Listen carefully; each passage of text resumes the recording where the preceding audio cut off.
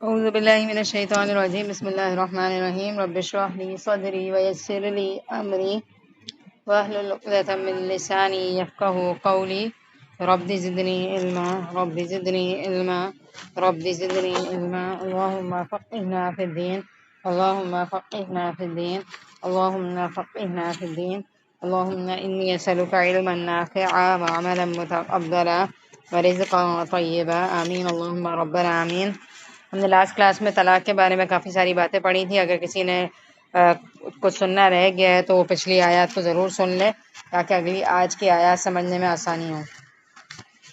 آج ہم مزید عورتوں کے ہی کچھ احکامات پڑھ رہے ہیں، اور جس طرح ہم نے طلاق کے بارے میں پڑھا تھا اس کی مزید تھوڑی سی اور شاید باتیں رہ گئی ہیں، وہ آئیں گی اس کے اندر۔ اور اس کے علاوہ اگر کہیں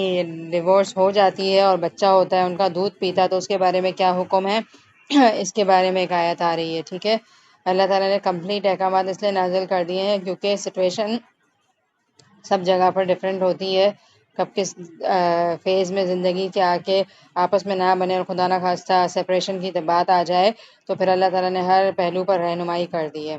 والوالدات یرضعن اولادهن حولین کاملین لمن اراد ان یتم الرضاعہ، مائیں اپنی اولاد کو 2 سال پورے دودھ پلائیں جن کا ارادہ دودھ پلانے کی مدت بالکل پوری کرنے کا ہو۔ تو دودھ پلانے کی مدت ہم سب کو پتہ ہے کہ 2 سال ہے، اور وہ کہاں سے ثابت ہوتا ہے، یہ ہم پڑھ رہے سورہ بقرہ کی آیت نمبر 233 کے اندر ہم دیکھ رہے ہیں کہ دودھ پلانے کی مدت اللہ تعالیٰ نے کتنی بتائی ہے، 2 سال بتائی ہے۔ اور جن کے بچے ہیں ان کی ذمے ان کا روٹی کپڑا ہے جو مطابق دستور کے ہو۔ اس میں یہ بات بتائی گئی ہے کہ رضاعت کا مسئلہ بتایا گیا۔ اس میں پہلی بات تو آپ نے یہ دیکھ لی کہ مدت رضاعت پوری کرنی چاہیے، اور وہ کتنی ہے، 2 سال ہے۔ ان الفاظ سے اس سے کم مدت تک دودھ پلانے کی بھی گنجائش نکلتی ہے۔ دوسری بات یہ معلوم ہوئی کہ مدت رضاعت زیادہ سے زیادہ 2 سال ہے، اس سے زیادہ نہیں ہے، ٹھیک ہے۔ اور اب یہ بتایا جا رہا ہے کہ جو بھی عورت دودھ پلا رہی ہے تو اس کی دودھ پلانے کی جو ذمہ داری ہے اور اس کا جو خرچ ہے وہ آدمی پر جاتا ہے، کیونکہ عورت جب دودھ پلا رہی ہوتی ہے تو وہ کمزور ہو رہی ہوتی ہے اوبویسلی، تو پھر اس کو کھانا پینے کی بھی ضرورت زیادہ پڑتی ہے، عام حالات سے وہ زیادہ کھاتی ہے، تو ایسے میں آدمی پر اس چیز کی ذمہ داری ہے جب تک عورت دودھ پلا رہی ہو۔ ہر شخص اتنی تکلیف دیا جاتا ہے جتنی اس کی طاقت ہو۔ ماں کو اس کے بچے کی وجہ سے یا باپ کو اس کی اولاد کی وجہ سے کوئی ضرر نہ پہنچایا جائے، یعنی کہ ماں باپ کو کوئی پریشانی نہ کرے اور نہ باپ ماں کے لیے کوئی پریشانی کا ذریعہ بنے۔ دونوں مثال کے طور پر ایک دوسرے کو کس طرح پریشان کر سکتے ہیں کہ ماں زیادہ ڈیمانڈ کرے کہ آپ مجھے زیادہ سے زیادہ پیسے دیں اور مجھے ضرورت ہے اور یہ وہ، لیکن جتنی ضرورت ہے وہ تو لے سکتی ہے، لیکن سم ٹائم لوگ بیجا کا شوہر پر برڈن ڈال رہے ہوتے ہیں، تو یہ نہیں کرنا چاہیے۔ اور ماں اور کیا کہتے ہیں باپ کو تکلیف نہ دی جائے کا مطلب یہ ہے، ایک تو یہ ہو گیا، اور اسی طرح ماں کو بھی تکلیف نہ دی جائے، جو اس کا حصہ بنتا ہے وہ ضرور دینا چاہیے، یعنی کہ دونوں میاں بیوی ایک دوسرے کو کسی بھی طرح کی تکلیف نہ پہنچائیں۔ وارث پر بھی اسی جیسی ذمہ داری ہے۔ پھر اگر دونوں یعنی ماں باپ اپنی رضامندی اور باہمی مشورے سے دودھ چھڑانا چاہیں تو دونوں پر کچھ گناہ نہیں، اور اگر تمہارا ارادہ اپنی اولاد کو دودھ پلوانے کا ہو تو بھی تم پر کوئی گناہ نہیں، جب تک کہ تم ان کو دستور کے مطابق جب تک تم ان کو مطابق دستور کے جو دینا چاہو وہ ان کے حوالے کر دو۔ اب اس میں یہ بات آ رہی ہے کہ دائی جو ہوتی ہے نا، جو دودھ پلاتی ہے، اگر وہ بھی کوئی رکھنا چاہے اور عورت کو دودھ نہیں آ رہا ہے اور وہ کسی اور سے پلوانا چاہتے ہیں، اس زمانے میں ایسا ہوتا تھا، تو اگر دونوں میاں بیوی میوچل انڈرسٹینڈنگ سے ایسا کوئی فیصلہ کریں تو اس میں بھی کوئی حرج نہیں ہے، اور جو دائی کی اجرت ہے وہ اسے دے دینی چاہیے، ٹھیک ہے، اس کی اجرت میں کوئی کمی نہیں کرنی چاہیے۔ اللہ تعالیٰ سے ڈرتے رہو اور جانتے رہو کہ اللہ تعالیٰ تمہارے اعمال کی دیکھ بھال کر رہے ہیں۔ ان شارٹ اس آیت کے اندر بہت سارے احکامات ایسے ہیں جس میں اکثر جگہ پر عورتوں پر ظلم ہو رہا ہوتا ہے، ڈائیورس ہو جاتی ہے، سپریشن ہو جاتی ہے، تو آدمی جو اپنا بچہ ہے اس کا بھی خرچہ پانی نہیں دے رہا ہوتا، تو عورتوں کو اس طرح سے بہت زیادہ مشکل ہو جاتی ہے۔ تو اس میں یہ سکھایا جا رہا ہے کہ باپ کی ذمہ داری ہے وہ بچہ، اور پھر فردر معاملات اگر سچویشن ڈفرینٹ طرح کی ہوں گی تو ہم ہر دور میں مفتی سے مشورہ کریں گے اور کس طرح سے اس کو لے کر چلنا ہے وہ صحیح مشورہ دے سکتے ہیں۔ بہرحال میں نے آپ کو آیت صرف سیدھی پڑھا دی اور تھوڑی بہت باتیں جو ضرورت کی تھی وہ کہہ دی ہیں۔ لیکن بس یہی کہ اللہ نہ کرے کبھی کسی کو ایسی کوئی ضرورت پیش آئے تو وہ حالات کے حساب سے مفتی سے مشورہ کرے گا، ٹھیک ہے، کہ کس طرح سے کس زمانے میں کس سچویشن کو لے کر ان آیات پر عمل کیا جائے گا۔ تو بہرحال یہ آیتیں ہمارے لیے بس سمجھنے کے لیے کافی ہیں۔ اس کے بارے میں بہت زیادہ سوالات خود سے کریٹ کر لینا اور طرح طرح کے سوالات پوچھنا ابھی یہ بہت زیادہ مناسب نہیں۔ اللہ نہ کرے کبھی خدا نہ خاصہ زندگی میں ایسی کوئی ضرورت پیش آتی ہے تو پھر الگ بات ہے۔ اگلی آیت ہم پڑھتے ہیں، اسی لیے آپ دیکھ رہے ہیں کہ میں نے آیات کو بہت سیدھا سیدھا لے کر چل رہی ہوں، کیونکہ جب بہت زیادہ فقہی بحث سے نکل جاتی ہے نا تو مقصد کچھ خاص نہیں ہوتا ہے، اور بس ہمارا مقصد یہ ہونا چاہیے کہ ہم اللہ تعالیٰ کے دین کو سمجھ لیں اور زیادہ بحثوں میں اور فضول سوالات میں اپنا وقت بھی ضائع نہ کریں میرے خیال میں، اور اپنے آپ کو مقصد پہ فوکس رکھیں، ٹھیک ہے، اور اللہ تعالیٰ کی جو حکمتیں ہیں نا ان ساری چیزوں میں وہ سمجھیں۔ اور اس میں ہمیں حکمت پتہ ہے کیا نظر آتی ہے؟ اگر ہم دیکھیں تو اللہ تعالیٰ سے ڈرنے کا جو اس میں حکم دیا جا رہا ہے، حکمت یہ نظر آتی ہے کہ آپ دیکھیں کہ اللہ تعالیٰ نے عورتوں کے حقوق کو کس طرح سے پروٹیکٹ کیا ہے، اور ایک عورت کو کس طرح سے سمجھایا ہے کہ وہ شوہر کے ساتھ کس طرح کا اپنا رویہ رکھے گی، اور حالات کتنے بھی ٹف کیوں نہ ہو جائے، طلاق کی نوبت تک کیوں نہ آ جائے تو بھی اللہ کے حکم کو پامال نہیں کرنا چاہیے۔ تو آپ سوچیں کہ اتنی ٹف سچویشن کو بھی اللہ تعالیٰ بہت ہی پیار محبت سے سلجھا رہے ہیں اور ختم کر رہے ہیں، تو کہاں یہ کہ ہم اپنے گھریلو معاملات میں چھوٹی چھوٹی باتوں پہ لڑائی جھگڑے کر کے اپنی زندگیوں کو خود اللہ معاف کرے جہنم بنا دیتے ہیں۔ اللہ تعالیٰ نے تو ان آیات کے سکھانے کا مقصد یہی ہے کہ اگر خدا نہ خواستہ نہیں مل رہا ہے، مائنڈ نہیں بن رہی ہے، تو بالکل خوشی خوشی آپس میں الگ ہونے کا حکم دیا ہے۔ لیکن ہمارے معاشرے میں یہ بات نظر آتی ہے کہ اگر کبھی کوئی ایسی سچویشن آ جائے تو پورے دو خاندان اللہ نہ کرے آپس میں کیا ہو جاتے، کٹ جاتے ہیں۔ اور یہ تو دیکھیں غیر میں شادی ہوتی ہے تو اتنا مسئلہ نہیں ہوتا، سم ٹائمز یہ ہوتا ہے اللہ معاف کرے کہ اپنے ہی بہن کے گھر پہ جیسے کوئی رشتہ کرتی ہے، جیسے خالہ کے گھر پہ لڑکی کی شادی ہوتی ہے، خدا نہ خواستہ وہاں نہ بنے اور ڈائیورس کی نوبت آ جائے تو پھر کیا ہوتا ہے، دو خاندان آپس میں کٹ جاتے ہیں اور آپس میں بہت مشکل ہو جاتا ہے کہ کون کس کو کس سے بات چیت کرے کس سے نہیں کرے۔ تو یہ سکھایا جا رہا ہے کہ صرف میاں بیوی کی نہیں بنی نا، تو باقی لوگ تو بنا کے رکھیں کس بات کا بدلہ لے رہے ہیں، وہ ان کو الگ کر دیں، باقی لوگ تو جڑے ہوئے رہیں۔ تو یہ ساری باتیں بتانے کا مقصد اگر کچھ ہے تو صرف یہ ہے، ٹھیک ہے، باقی ساری چیزیں کمپلیکیٹڈ ہیں، اور وہ وقت کے ساتھ حالات کے حساب سے جب اللہ نہ کرے کوئی کسی کو ضرورت آئے گی تو پھر ہم اس دور میں مفتی سے پوچھیں گے، ٹھیک ہے۔ والذین یتوفون منکم ویذرون ازواجا یتربصن بانفسہن اربعۃ اشہر وعشرا۔ یہ سیدھی سی بات ہے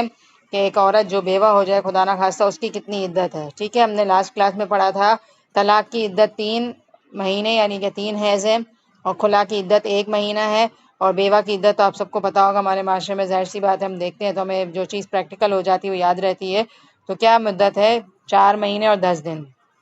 تم میں سے جو لوگ فوت ہو جائیں اور بیویاں چھوڑ جائیں وہ عورتیں اپنے آپ کو 4 مہینے اور 10 دن عدت میں رکھیں، پھر جب مدت ختم کر لیں تو جو اچھائی کے ساتھ وہ اپنے لیے کریں، ان میں اس پر کوئی گناہ نہیں، اور اللہ تعالیٰ تمہارے ہر اعمال سے خبردار ہے۔ یعنی عدت گزرنے کے بعد وہ زیور زینت اختیار کرے اور اولیاء کی اجازت اور مشاورت سے کسی اور جگہ کا نکاح کا بندوبست کرنا چاہے تو اس میں کوئی حرج نہیں ہے۔ یہ والی بات دیکھیں کتنی اللہ تعالیٰ نے اس میں حکم دیا ہے کہ اگر کوئی بیوہ ہے وہ 4 مہینے 10 دن اپنی عدت پوری کر لے، اور اگر وہ عدت کے بعد دوسری جگہ شادی کرنا چاہے تو اس بات میں اس کے لیے کوئی گناہ نہیں ہے۔ لیکن ہمارے معاشرے میں اگر کوئی بیوہ اپنی عدت پوری کر کے فوراً دوسری جگہ پر شادی کر لے تو کتنا برا سمجھا جاتا ہے، سوچیں۔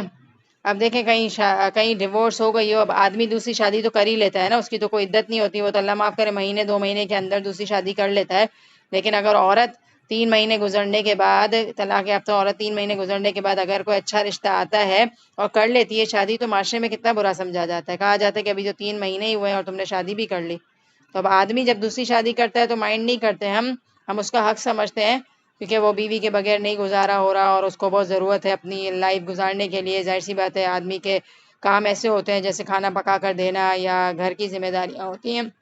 وہ آدمی پورے نہیں کر سکتے تو آدمی تو فوراً شادی کرتے ہیں۔ تو آدمیوں کے لیے برا نہیں سمجھا جائے گا لیکن عورت کے لیے فوراً برا سمجھا جاتا ہے، حالانکہ عورت بھی ظاہر سی بات ہے ایک آدمی کے بغیر اکیلے سروائیو اس کے لیے مشکل ہوتا ہے کرنا، نان نفقے کی ذمہ داری ہے، تو یہ ساری چیزیں مشکل ہیں۔ تو اللہ تعالیٰ نے جب حکم دے دیا تو پھر ہمیں نہیں بولنا چاہیے، اور ہم اس آیت میں اپنے آپ کو چیک کریں کہ ہم اللہ معاف کرے انگلیاں پر احکامات آ رہے ہیں، کافی انٹرسٹنگ آیات ہیں، اس کو آپ لوگ سمجھیے اور یہ دیکھیں کہ ہم اپنی زندگی میں بس کسی کو تانا دینے والے نہ بنیں، اور اللہ تعالیٰ کے حکم کو لینا ہمارے لیے بہرحال ہر لحاظ سے بہتر ہے، ٹھیک ہے۔ تو کوئی بھی کسی بھی حکم پر عمل کرے تو اس کے لیے کوئی گناہ نہیں ہے. ٹھیک ہے، اگلی آیت ہم دیکھ لیتے ہیں کیا اس میں کہا جا رہا ہے. وَلَا جُنَاحَ عَلَيْكُمْ فِي مَا عَرَّضْتُمْ بِهِ مِنْ خِطْبَةِ النِّسَاءِ أَوْ أَكْنَنْتُمْ فِي أَنفُسِكُمْ. تم پر اس میں کوئی گناہ نہیں کہ تم اشارتاً کنایتاً ان عورتوں سے نکاح کی بابت کہو یا اپنے دل میں پوشیدہ ارادہ کرو. اللہ تعالیٰ کو علم ہے کہ تم ضرور ان کو یاد کرو گے، لیکن تم ان سے پوشیدہ وعدے نہ کر لو. ہاں یہ اور بات ہے کہ تم بھلی بات بولا کرو اور عقد نکاح جب تک عدت ختم نہ ہو جائے پختہ نہ کرو. جان رکھو کہ اللہ تعالیٰ کو تمہارے دلوں کی باتوں کا بھی علم ہے. تم اس سے خوف کھاتے رہا کرو اور یہ بھی جان رکھو کہ اللہ تعالیٰ بخشنے والے اور حلم والے ہیں. آپ نوٹ کر رہے ہیں کہ ہر احکام کے بعد جو سب سے زیادہ ہائی لائٹڈ بات ہے وہی میں آپ لوگوں کو کہنا چاہوں گی کہ وہی سب سے امپورٹنٹ ہے ہمارے لیے کہ اللہ سے ڈرنا ہے. بس اللہ سے ڈر بہت بڑی چیز ہوتی ہے. جب اللہ کا ڈر انسان کے دل میں آ جاتا ہے نا تو وہ کیا کرتا ہے، کوئی غلط اسٹیپ نہیں لیتا. ٹھیک ہے، اب اس آیت کے اندر ہم کیا دیکھ رہے ہیں. آپ کو آیت میرے ترجمے سے کافی حد تک سمجھ آ گئی ہوگی، لیکن پھر بھی میں اس کو کلیئر کر دیتی ہوں کہ اگر کوئی عورت خدا نہ خواستہ اپنی عدت گزار رہی ہے اور اس دوران کوئی آدمی اس کو پسند کرتا ہے کسی بھی ریفرنس کے تھرو یا جو بھی، یہ پتہ ہے کہ یہ عورت ہے اور یہ بیوہ ہو چکی ہے یا طلاق یافتہ ہے، کوئی بھی پسندیدگی کا اظہار ہے، یا مثال کے طور پر ایک گھر میں ہی عورت بیوہ ہو کر بیٹھ گئی ہے اور ایک خالہ ہیں ان کے بھی بیٹے کی وائف کی سمجھے ڈیتھ ہو گئی ہے یا کچھ بھی ہو گیا ہے، تو وہ انٹرسٹ رکھتی ہیں اس بات میں کہ اب فلاں لڑکی کو اپنی بہو بنا لیا جائے. تو وہ عورت کیا فیل کرتی ہے کہ یہاں رشتہ بھیجنا چاہیے. تو اللہ تعالیٰ نے یہ کہا کہ تھوڑے بہت میسیجز یا تھوڑی بہت آپ پروپوزل عدت کے دوران بھیج تو سکتے ہو، لیکن بات کو پکی جو ہے نا عدت گزرنے کے بعد کرو گے. صحیح ہے، مجھے امید ہے آپ کو میری سچویشن سمجھ آ گئی ہوگی، اور سچویشن میں نے ابھی اپنے ذہن میں خود بنائی ہے تاکہ آپ کو بات سمجھ آ جائے کہ مجھے کس طرح سے بات کرنی ہے. ٹھیک ہے، تو اس طرح سے ہو سکتا ہے. لیکن دیکھیں آیت کے اندر یہ بتایا جا رہا ہے کہ ہلکا پھلکا تم ان کو میسج تو دے دو، لیکن ابھی پکا وعدہ مت کرو. پکا وعدہ اس لیے مت کرو کہ عورت اپنا مائنڈ بنا لے گی کہ میری بیوہ کی زندگی کے بعد میرے لیے اچھا فیوچر ہے اور مجھے اچھا لائف پارٹنر مل جائے گا، اور میرے بچے بھی اگر ہیں تو ان کا بھی بھلا ہو جائے گا کہ ان کو باپ مل جائے گا. تو وہ عورت ایکسپیکٹیشنز کچھ کر لے گی، اور اگر اس کی عدت ختم ہونے کے بعد تم اپنی بات سے پیچھے ہٹ جاؤ گے تو کیا ہوگا، عورت ہرٹ ہوگی. تو ایسی صورت میں بس ہلکا پھلکا اشارہ دے سکتے ہو، لیکن بہت زیادہ وعدے مت کر لو کہ عورت کو پھر بعد میں ڈپریشن نہ ہو جائے. اور ہلکا پھلکا ٹچ بھی اس لیے دینا ہے کہ عورت جو ایک ذہنی طور پر ڈپریس ہے اور پریشان ہے، تو اس کو اگر کوئی ایسا میسج ملے گا تو اس کو خوشی ہوگی کہ اللہ تعالیٰ میرے لیے کچھ راستے آگے کے لیے آسان کر رہے ہیں. ٹھیک ہے، اور ان دا اینڈ یہ کہا جا رہا ہے کہ عقد نکاح تو عدت گزرنے کے بعد ہی ہوگا. نکاح کی کوئی فکسڈ نکاح ہو جائے یا منگنی بات پکی کرنا ہے جو ہمارے معاشرے میں طریقہ رائج ہے، تو وہ سب کچھ عدت گزرنے کے بعد ہوگا. صحیح ہے، اتنی شارٹ سی بات ہے، کوئی بہت کمپلیکیٹڈ بات نہیں ہے. بس سیکھنے کا اس میں یہی ہے کہ اللہ تعالیٰ نے عورت کو بھی کسی چیز کا پابند نہیں بنایا، اور کوئی دین ہمارے لیے مشکل نہیں ہے کہ جس میں عورت پر ظلم ہو رہا ہو. اور اس کے علاوہ سب سے امپورٹنٹ بات یہ ہے کہ خدا خوفی بہت ضروری چیز ہے. تو اللہ تعالیٰ ہم سب کو نصیب کرے کہ ہم ہر معاملے میں اللہ سے ڈرنے والے بنیں. اس کے بعد والی بھی کچھ آیات طلاق کے بارے میں ہی ہیں، تو جب ایک دفعہ سیکھ لیتے ہیں اور سمجھ آ جاتی ہیں تو تھوڑا ہمارا ذہن کھل جاتا ہے. تو آگے کی آیت دیکھ لیتے ہیں. لا جناح علیکم ان طلقتم النساء ما لم تمسوهن او تفردوا لهن فریضہ. ابھی جو آیت آ رہی ہے نا وہ پچھلے دنوں ہی ہمارے گھر میں کسی بات پہ ڈسکس ہو رہی تھی، تو میں نے یہی والی آیت کوٹ کی تھی کہ اللہ تعالیٰ نے کیا بتایا ہے اس میں. کوئی بات ایسی کر رہا تھا کہ مہر عورت کو واپس دینا پڑتا ہے، ڈائیورس ہو جاتی ہے، تو اس طرح کی کوئی بات پوچھ رہا تھا، تو میں نے یہ والی آیت کوٹ کی تھی کہ اگر تم عورتوں کو بغیر ہاتھ لگائے اور بغیر مہر مقرر کیے طلاق دے دو تو تم پر کوئی گناہ نہیں، ہاں انہیں کچھ نہ کچھ فائدہ دو. اگر تم عورتوں کو ہاتھ لگائے بغیر اور بغیر مہر مقرر کیے طلاق دے دو تو بھی تم پر کوئی گناہ نہیں، ہاں انہیں کچھ نہ کچھ دے دو. خوشحال اپنے انداز سے اور تنگ دست اپنی طاقت کے مطابق دستور کے مطابق اچھا فائدہ دے. بھلائی کرنے والوں پر یہ لازم ہے. اس آیت کا مطلب یہ ہے کہ اس میں صاف طور پر یہ بات سمجھ آ رہی ہے کہ رخصتی نہیں ہوئی ہے لیکن نکاح ہو گیا ہے. اگر تم عورتوں کو ہاتھ لگائے بغیر، تو یہ رخصتی کی طرف ہے کہ رخصتی ابھی نہیں ہوئی ہے لیکن نکاح ہوا ہے اور ابھی مہر بھی مقرر نہیں ہوا ہے. تو اگر خدا نہ خواستہ نکاح ٹوٹ جاتا ہے، ہمارے معاشرے میں ہوتا ہے ایسا، تو اس صورت میں کیا کرنا ہے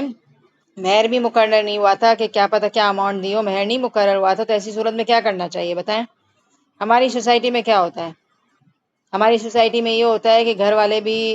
لڑکے والے بھی جا کر اپنے سارے تحائف ریٹرن کر دیتے ہیں، اور لڑکی والے بھی اپنے سارے گفٹس جو نکاح کے پیریڈ میں دیے گئے ہوتے ہیں وہ ریٹرن کر دیتی ہیں، اور دونوں ایک دوسرے سے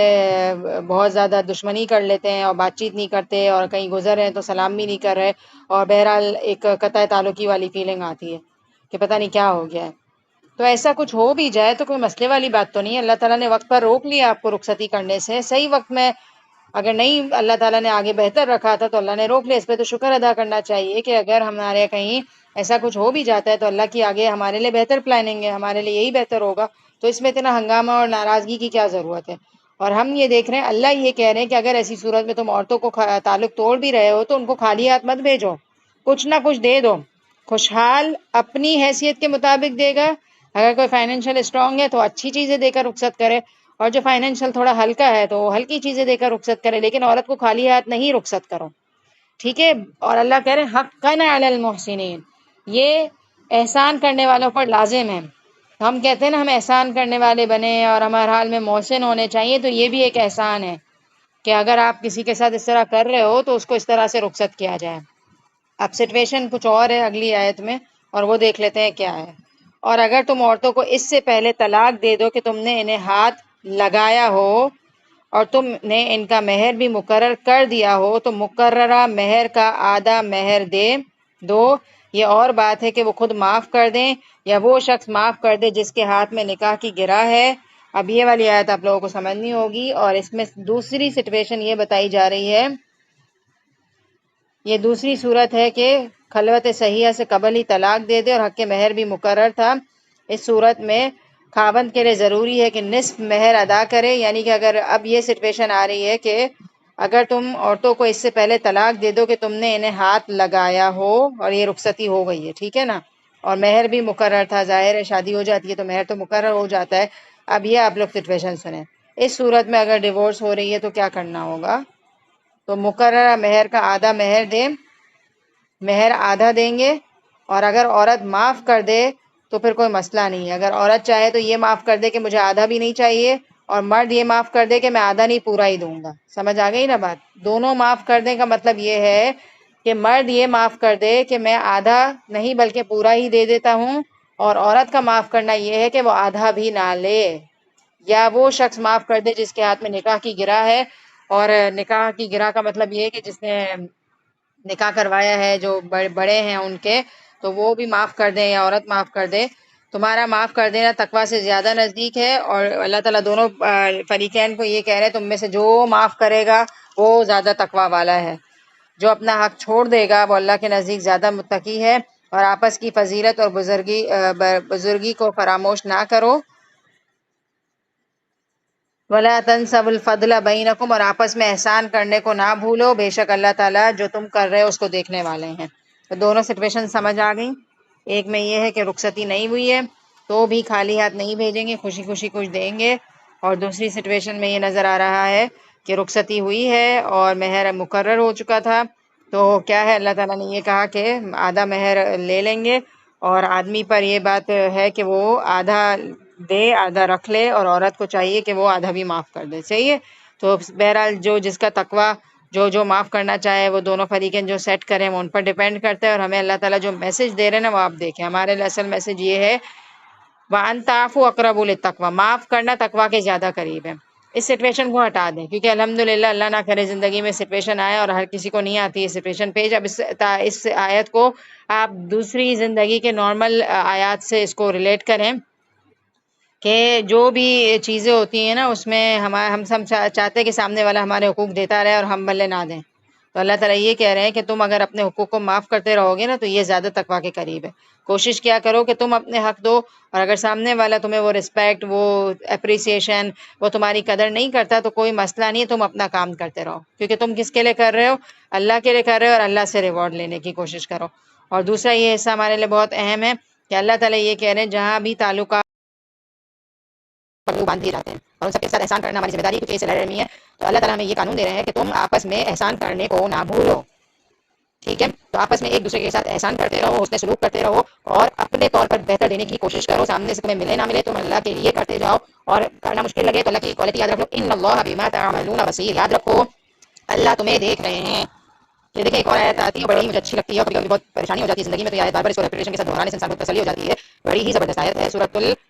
فرقان میں آتی ہے، وجعلنا بعضکم لبعض فتنہ اتصبرون وکان ربک بصیرا. مجھے بڑی اچھی لگتی ہے، وجعلنا بعضکم لبعض فتنہ. ہم نے تم میں سے بعض کو بعض کے لیے فتنہ بنا دیا ہے. کوئی گھرانہ ایسا نہیں ہے جو 100% خوشگوار ہو. بظاہر آپ کو کوئی باہر آپ کسی سے ملے اور آپ اس کو دیکھ کر انسپائر ہو جاتے ہیں کہ بڑی اچھے سے رہ رہے ہیں یہ لوگ، یا بیوی کی بڑی اچھی انڈرسٹینڈنگ ہے، ساس بہو کی بڑی اچھی انڈرسٹینڈنگ ہے، نان بھابھی تو بہنیں لگتی ہیں، دیورانی جیٹھانی کا تو بڑا ہی اچھا بانڈ ہے. لیکن اگر آپ ان کے گھر میں آ کر دیکھ لیں تو ان کے گھر میں جو اللہ معاف کرے تباہی مچی ہوئی ہے. اگر آپ اپنی آنکھوں سے دیکھ لیں تو پھر آپ ان پر رش نہیں کریں گے. آپ حیران ہو جائیں گے کہ باہر کتنے سوفسٹیکیٹڈ نظر آتے ہیں، بڑے گریسفل لوگ ہیں، لیکن اندر کیا کر کے رکھا ہے ان لوگوں نے. زندگی میں بہت ساری جگہوں پر ایسا ہوتا ہے کہ نہیں؟ تو اللہ نے کہا وجعلنا بعضکم لبعض فتنہ. ہم نے بعض کو بعض کے لیے فتنہ بنایا ہے. ایک انسان دوسرے انسان کی آزمائش ہے کہ نہیں ہے؟ بہت ساری چیزوں میں ہم نے سامنے والے کی باتوں کو برداشت کرنا پڑتا ہے. تو اللہ تعالیٰ ہم سب سے پہلے کیا سوال پوچھ رہے ہیں؟ بڑی انٹرسٹنگ طریقے سے آیت اللہ تعالیٰ نے پیش کیا، اتصبرون. سوال پوچھ رہے ہیں اللہ تعالیٰ کہ تمہاری ٹیسٹنگ ہو رہی ہے، کیا تم صبر سے کام لو گے؟ اور پھر اللہ تعالیٰ پتہ ہے کیا موٹیویٹ کر رہے ہیں، وہاں بھی یہی بول رہے ہیں اللہ تعالیٰ، وَكَانَ رَبُّكَ بَصِيرًا. یاد رکھو اللہ دیکھ رہا ہے کہ کون فریق صبر سے کام لے رہا ہے. تو صبر سے تو کام لینا ہی پڑتا ہے. بہت زیادہ سم ٹائم مشکل ہو جاتا ہے، آپ کی زندگی بھر کے احسان کے باوجود، اچھا کرنے کے باوجود سامنے سے رسپانس نہیں آ رہا ہوتا، تو الحمدللہ ہم قرآن پڑھے اگر ہیں تو ہمیں اندر سے ایک موٹیویشن، ایک پاور، ایک طاقت ملتی رہتی ہے. اور سب کچھ کرنے کے باوجود بھی ہم اپنا کام کرتے رہیں. سامنے سے آپ کو تعریف نہیں مل رہی ہے، آپ کھانا پکا پکا کے دے رہے ہیں، آپ اوکیجنلی ان کو فون کر رہے ہیں اور ان سے آپ نے معافی بھی مانگ لی ہے، سب کچھ کر لیا، لیکن اگر ان کے دماغ میں کچھ باتیں بیٹھ گئی ہیں تو وہ نکالنا بہت مشکل ہو جاتا ہے. تو آپ اللہ کے حوالے کر لیں اپنا معاملہ. اگر آپ سچے ہیں ایک وقت آئے گا، بھلے سال گزر جائیں گے، بہت عرصہ گزر جائے گا، تو ان کو کبھی نہ کبھی آپ کی قدر ضرور ہوگی. لیکن اللہ کے لیے کرتے رہیں اور یہ نہ سوچیں کہ وہ لوگ نہیں کر رہے تو ہم نہیں کر رہے. دیکھیں ہم لوگ جب دین کی طرف آتے ہیں نا تو نمازیں پڑھنا، روزہ رکھنا،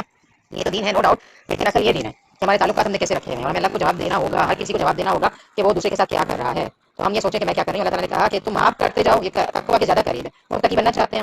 تو ہم کیا کریں؟ ہم معاف کریں. اور ایک بات میں نے ایسی پڑھی، بہت مجھے وہ ہوئی کہ ہم یہ سنا ہے نا کہ جو انسان لوگوں کو یہ پسند کرتا ہے نا کہ اللہ اسے معاف کر دے، تو اسے کیا چاہیے کہ وہ بندوں کو معاف کر دے. صحیح ہے. اس بارے میں نے ایک اور بات پڑھی، میرے علم میں نہیں تھی، پہلی دفعہ سنی، بہت اچھی لگی کہ جو انسان بہت زیادہ معاف کرنے والا ہوتا ہے نا، کائنڈ ہارٹیڈ ہوتا ہے اور بڑی سے بڑی غلطی لوگوں کی معاف کر رہا ہوتا ہے، تو اللہ تعالیٰ بھی اس شخص کو معاف کر دیتے ہیں. اللہ تعالیٰ کو غیرت آتی ہے کہ یہ بندہ مجھ سے زیادہ سخی ہو گیا ہے، یہ اتنا لوگوں کو معاف کر رہا ہے، ایسا کیسے ہو سکتا ہے کہ میں اس کو معاف کروں. اللہ کو غیرت آتی ہے کہ اللہ اس بندے کو معاف نہ کرے. سمجھ آ رہی ہے بات؟ مجھے اتنے اسٹرائکنگ لگے یہ الفاظ کہ کتنا بڑا ریوارڈ ہے لوگوں کو معاف کرنے کا. ریوارڈ آپ کو اللہ یہ دے رہے ہیں کہ اللہ نے سمجھا آپ کو معاف کر دیا.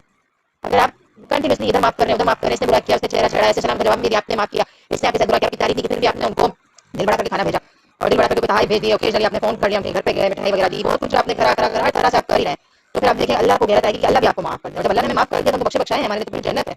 کتنا بڑا ریوارڈ ہے نا. تو اس چیز کو کریں. اور ایک بات یاد رکھیے گا کہ جب ہم تعلقات کو مینٹین کرنے کے لیے اللہ کے لیے کر رہے ہوتے ہیں نا، اسٹیپ لے رہے ہوتے ہیں نا، تو ہمارے لیے آسان ہو جاتا ہے. میں نے دیکھا یہ چیز، ایک دفعہ آپ نے معاف کیا، دوسری دفعہ آپ کے لیے معاف کرنا آسان ہے، تیسری دفعہ آپ کے لیے معاف کرنا آسان ہے. اور ان کے جو چہرے بنے ہوئے ہیں نا وہ آپ ایکسیپٹ کر لیتے ہیں. یہ لوگ تو ایسے ہی ہیں، اب ہمیں کچھ کرنا ہوگا، ہمیں اللہ کے لیے کرنا ہوگا. تو وہ چہرے ہم دیکھنے کے عادی ہو جاتے ہیں نا کہ منہ اللہ معاف کرے، کہنا نہیں، یہ منہ چڑھے ہوئے جو ہم کہتے ہیں اپنے معاشرے میں ہوتے ہیں کچھ لوگ ہوتے ہیں، بہت مشکل سے وہ اپنے آپ کو بدلتے ہیں. مشکل بہت ہے، لیکن اگر اللہ کے لیے کرے تو آسان ہو جاتا ہے. صحیح ہے.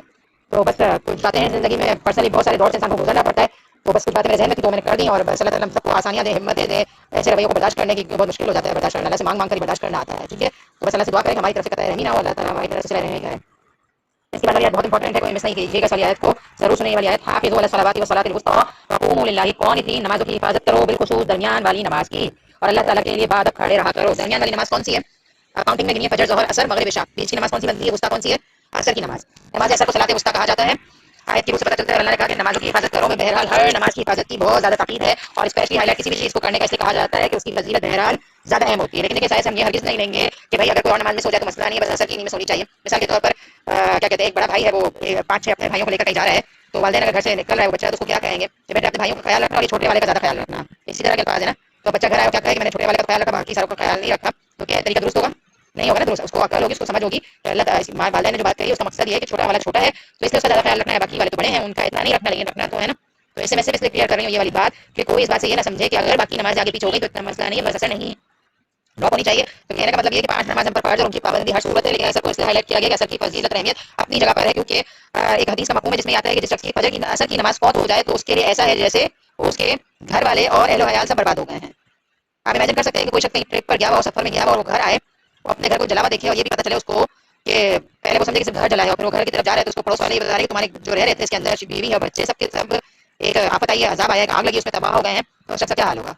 اللہ معاف کرے، میں ان باتوں کو نہیں کرتے، لیکن اس زمانے میں یہ ہوتا تھا کہ صحابہ کرام نے اللہ نہ کرے کبھی کسی کا ایسا دین کا کوئی نقصان ہو جاتا تھا تو لوگ ان کے گھر پر پور سے کے لے جاتے تھے. ہم جیسے عادت یا جو بھی ہم کہتے ہیں ملنے کے لیے جاتے ہیں، اگر ہمارے گھر میں معاشرے میں کسی کی چوری ہو جائے، کسی کے گھر میں کوئی ڈاکو گھس جائے اور چوری کر کے چلے جائیں، تو ہم کیا کریں گے؟ فون کر کے خبر لیں گے نا، یا زیادہ سے زیادہ گھر چلے جائیں گے کہ بڑا افسوس آپ کا اچھا سامان لے کر چلے گئے، یہ بھی سنا کہ آپ کو بہت مارا ہے، آپ کے گھر والوں کو نقصان پہنچایا ہے، جسمانی تکلیف بھی دی ہے، مالی تکلیف بھی دی ہے، تو بہت افسوس سن کر جائیں گے نا۔ صحابہ کرام کے دور میں یہ ہوا کرتا تھا کہ اگر دین کا کوئی نقصان ہو جاتا تھا یا کوئی چیز ان سے مس ہو جاتی تھی تو وہ ایک دوسرے کے گھروں پر افسوس کرنے جایا کرتے تھے، لیکن ہمارا کیا حال ہے؟ دنیا کم ہو جاتی ہے تو ہمارے افسوس ختم نہیں ہوتے، جب دین کی چیزیں مس ہوتی ہیں تو ہمیں فکر نہیں ہوتی۔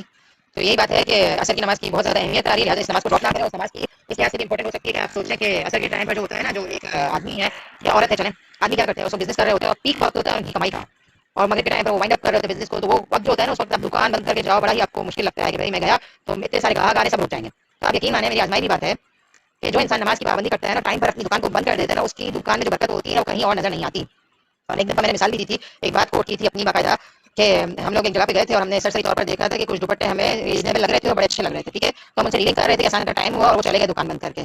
تو آپ دیکھیں کہ وہ دکان بند کر کے گئے اور شاید مغرب کے اذان کا ٹائم تھا اور ان کے ساتھ کوئی بچہ تھا وہ بھی کام کر رہا تھا، اس کو بھی لے گئے ساتھ نماز کے لیے، ٹھیک ہے۔ اب وہ بچے اور انکل نماز پڑھ کے آ رہے تھے، کافی دیر ہو رہی تھی، ارد گرد یقین میں نے اور شاپس تھی، لیکن سچ بتا رہی ہوں میں کہ 15 منٹ ہم نے ان کی دکان کے باہر ویٹ کیا، شاید ہم ادھر ادھر ہوئے اور پھر تھوڑا مارکیٹ آگے پیچھے گھومے، نماز پڑھی تو پڑھ لی، لیکن ہم گھوم پھر کر اسی مارکیٹ میں واپس گئے، اسی شاپ پر گئے، وہیں سے دوپٹے لیے ہم نے، کیونکہ دور سے دیکھ کر ہم نے جو دیکھا تھا تو ڈیلنگ کی تھی، ہمیں پسند بھی آ رہے تھے، لیکن پیک اذان کے ٹائم پر انہوں نے دکان بند کر دی تھی، اس بات کا خوف نہیں کر رہا تھا کہ ہم چلے جائیں گے واپس نہیں آئیں گے۔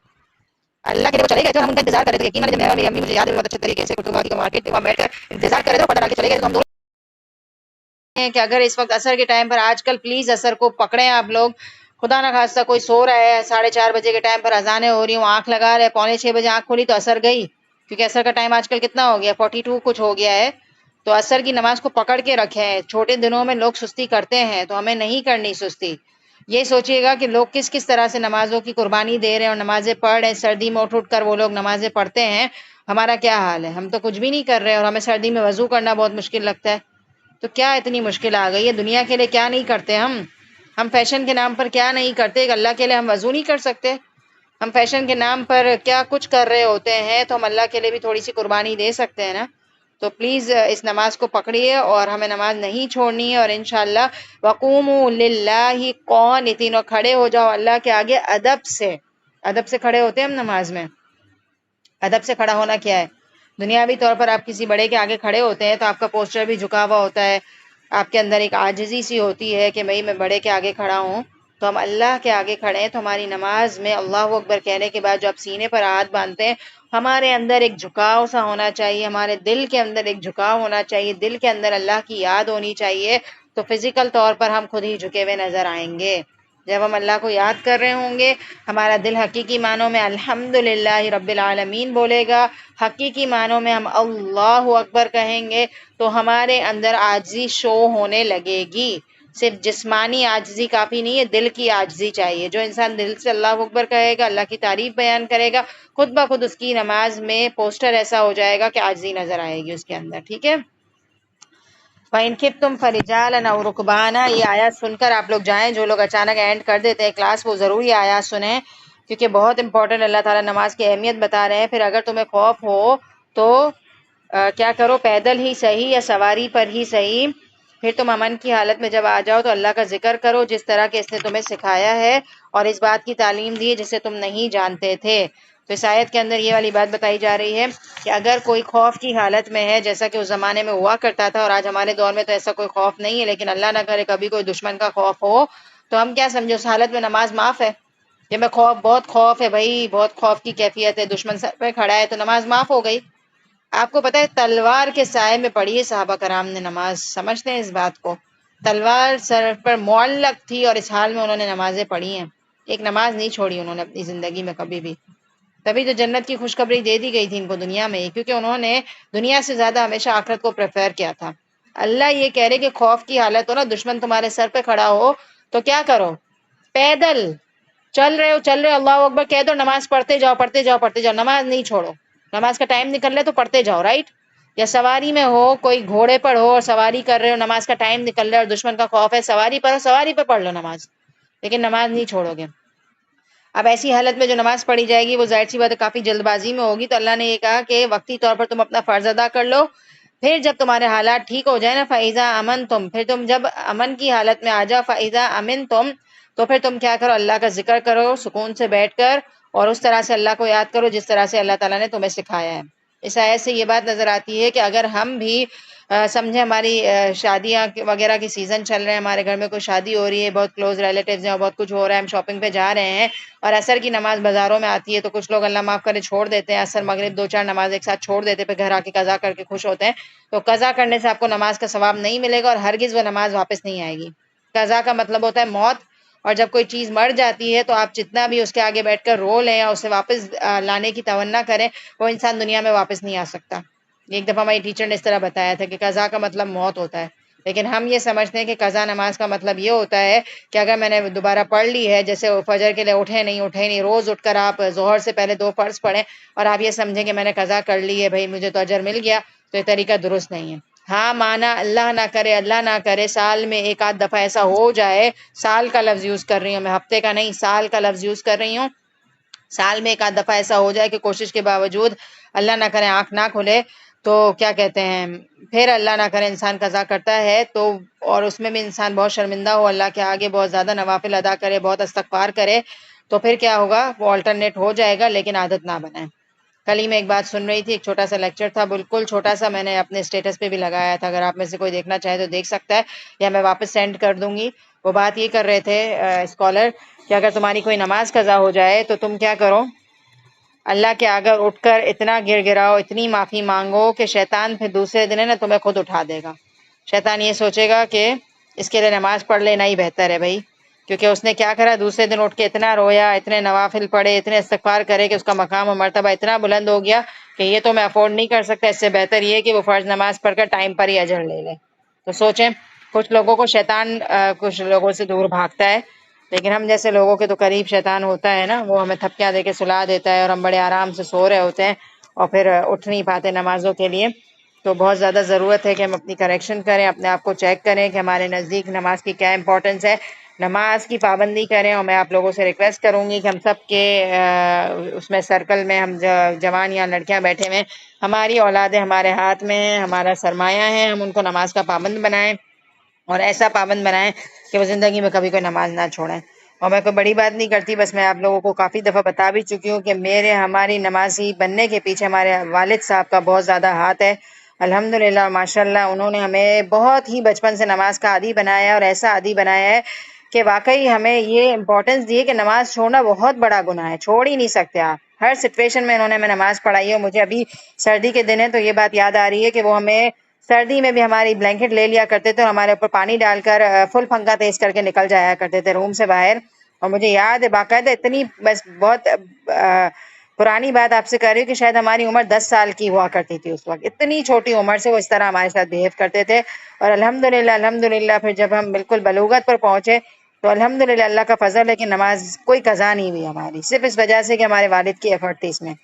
اور آج ان کو ہم پر نظر نہیں رکھنی پڑتی کہ ہم پڑھیں یا نہیں پڑھیں، انہوں نے ہمارے اندر فیڈ کر دیا. تو میں نے یہ والی بات صرف اس لیے کوٹ کی ہے کہ آپ اپنی اولادوں کو بھی ایسا بنائیں. آپ دنیاوی تعلیم کے لیے سوچیں، کسی کا پیپر ہے آپ کے بچوں کا، تو کیا آپ اس کو اسکول نہیں بھیجیں گے؟ سردی میں اگر اس کو بہت سردی لگ رہی ہے، اس کو نزلہ کھانسی بھی ہے، تو آپ کیا اس کو اسکول نہیں بھیجیں گے؟ آپ کیا کرتے ہیں؟ اسکول بھیجنے کے لیے بھی اکثر مائیں اس طرح کرتی ہیں نا، بلینکٹ کھینچ لیتی ہیں، پنکھا تیز چلا دیتی ہیں، ناشتہ ٹیبل پہ لگا رہی ہوتی ہیں، ساتھ ساتھ چیخ چلا کر آوازیں دے رہی ہوتی ہیں کہ بچہ کر لے ناشتہ اور جائے اسکول. بٹھا تو نہیں سکتے نا، لیکن نماز کے لیے ہم کرتے ہیں کبھی ایسا؟ تو اللہ نے یہ کہا، آپ سوچے کہ ان کے سروں پر تلواریں، محلہ کے دشمن ان کو مار رہے ہیں، اور اللہ نے کہا چلتے ہوئے نماز پڑھو، سواری میں نماز پڑھو، لیکن نماز نہیں معاف. اور یہاں پر کچھ بتایا بھی جا رہا ہے، درمیان والی نماز سے مراد عصر کی نماز ہے، جس کو اس حدیث رسول صلی اللہ علیہ وسلم نے متعین کر دیا، جس میں آپ صلی اللہ علیہ وسلم نے خندق والے دن عصر کی نماز کو صلاۃ وسطیٰ قرار دیا. تو بہت سارے ان کی مثالیں موجود ہیں کہ کس طرح سے وہ لوگ نمازیں پڑھا کرتے تھے. تو اللہ تعالیٰ ہمیں بھی توفیق دے کہ ہماری زندگیوں میں نمازیں اتنی اہم ہو جائیں کہ ہم چھوڑیں نا. والذین، اور اپنی اولادوں کی فکر کریں، کیونکہ الحمدللہ یہاں جو لوگ موجود ہیں، مجھے تھوڑا بہت جو آئیڈیا ہے، ہم سب کی اولادیں جوانی کی طرف جا رہی ہیں، 8-9 سال کی ہیں یا 10 سال کی ہیں، تو ہمیں عادت بنانی چاہیے تاکہ جب وہ 12-13 سال کی ہوں تو ان کی کوئی نماز قضا نہیں ہو. والذین یتوفون منکم ویذرون ازواجا وصیۃ لازواجہم متاعا الی الحول غیر اخراج، جو لوگ تم میں سے فوت ہو جائیں اور بیویاں چھوڑ جائیں، وہ وصیت کر جائیں کہ ان کی بیویاں سال بھر تک فائدہ اٹھائیں، انہیں کوئی نہ نکالے. ہاں اگر وہ خود نکل جائیں تو تم پر اس میں کوئی گناہ نہیں، جو وہ اپنے لیے اچھائی سے کریں، اللہ تعالیٰ غالب اور حکیم ہے. اب اللہ معاف کرے، ہمارے معاشرے میں ظلم کی ایک صورت یہ بھی ہوتی ہے کہ کوئی آدمی مر جائے تو اگلے ہی دن یا 2-4 دن بعد سویم کے بعد عورت کو گھر سے نکال دیا جاتا ہے، اور کیا کہا جاتا ہے کہ اپنا بوریا بستر پکڑو اور اب تم اپنی ماں کے گھر جا کے رہو، یہاں تمہارا کوئی ٹھکانہ نہیں ہے۔ تو اللہ تعالیٰ نے یہ بات کہی ہے کہ ایک آدمی کو زندگی میں اپنے والدین کو یہ والی بات کرنی چاہیے کہ اگر مجھے کچھ ہو جائے تو میری بیوی پورا سال اس گھر میں رہے اور فائدہ اٹھائے۔ دیکھیں یہاں کہا جا رہا ہے وصیت کر جائے، وصیت کون کرے گا؟ آدمی ہی کرے گا نا، وہ اگر خدا نہ خواستہ بیمار ہے یا زندگی میں کر دینی چاہیے یہ والی بات، تاکہ اس کے مرنے کے بعد اس پر کوئی گناہ نہ ہو، اگر اس پر ظلم ہو رہا ہے تو جو کر رہا ہے ظلم اس پر گناہ ہوگا نا۔ پھر انہیں کوئی نہ نکالے، 1 سال تک عورت کو گھر میں رکھا جائے تاکہ وہ فائدہ اٹھائے، اور اگر وہ خود نکل جاتی ہے تو پھر اس صورت میں کوئی گناہ نہیں ہوگا، ٹھیک ہے۔ طلاق یافتہ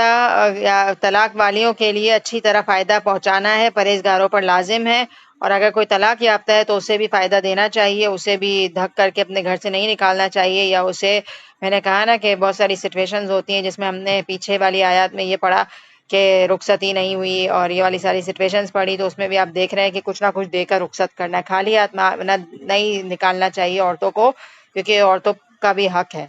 کذالک یبین اللہ لکم آیاتہ لعلکم تعقلون، اسی طرح اللہ تعالیٰ اپنی السلام علیکم۔ آیت نمبر 236 اور 237 میں ایک بات تھوڑی سی مس انڈرسٹینڈنگ ہو گئی ہے، تھوڑی سی غلط مجھ سے بیان ہو گئی تھی، میں نے دوبارہ ریڈ کی تو میں نے کہا کلیئر کر دوں۔ پہلی آیت کے اندر یہ بتایا جا رہا ہے کہ رخصتی نہیں ہوئی ہے، ٹھیک ہے، اور کیا ہے، مہر مقرر نہیں تھا، تو ایسی صورت میں کیا کرنا ہے کہ کچھ نہ کچھ دے کر رخصت کرنا ہے، اور دوسری سچویشن میں بھی رخصتی نہیں ہوئی ہے اور مہر مقرر ہو گیا تھا، تو ایسی صورت میں آدھا مہر آدمی دے گا، اور عورت چاہے تو اس مہر کو معاف کر دے، یہ بات ہے۔ لیکن شاید میں نے یہ کہہ دیا تھا کہ پہلی سچویشن میں رخصتی نہیں ہوئی اور دوسری سچویشن میں رخصتی ہو گئی ہے، تو یہ کافی غلط بات نکل گئی تھی مائنڈ سے، تو یہ بات یاد رکھیے گا کہ جب رخصتی ہو جاتی ہے پھر تو ظاہر سی بات ہے نارمل سا ہوتا ہے، اس کے بعد کوئی مہر وہر واپس نہیں ہوتا ہے، الا یہ کہ عورت کھلا لیتی ہے تو پھر کچھ شرط رکھی جاتی ہے۔ اور دوسرا یہ کہ آیت نمبر 240 میں بھی یہی تھوڑا سا مس انڈرسٹینڈنگ ہو گئی ہے